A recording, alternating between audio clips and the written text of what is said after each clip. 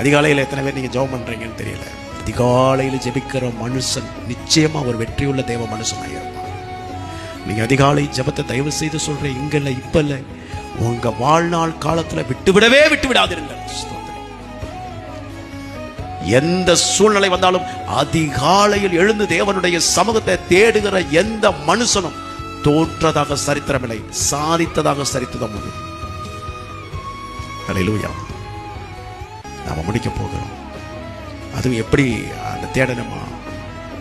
அந்த தாகத்தோடு வாஞ்சையோடு. மானானது நீரோடையை வாஞ்சித்து கதறுவது போல என் ஆத்துமா மீது அப்படிப்பட்ட ஒரு தாகத்தோடு ஜெபத்துக்கு போறோமா? தேவ சமூகத்தை தேட போறோமா? வேற எந்த சிந்தையும் இருக்க வேண்டாம். அப்பாவுடைய சமூகத்தை தினந்தோறும் தேடுகிற அனுபவம் உள்ள தேவ பிள்ளைகள், நீங்க அவர் முகத்தை தினம் பார்த்தீங்கன்னா எந்த மனுஷனுக்கும் முன்பாகவும் நீங்க வெட்கப்பட்டே போக மாட்டீங்க. எந்த மனுஷனுடைய முகமும் உங்களை வெட்கப்படுத்தாது.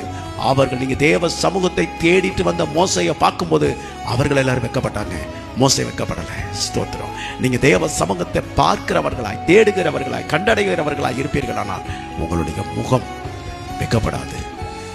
அது மகிமையினாலும் கனத்தினாலும் முடிசூடப்பட்டதாய் இருக்கும்.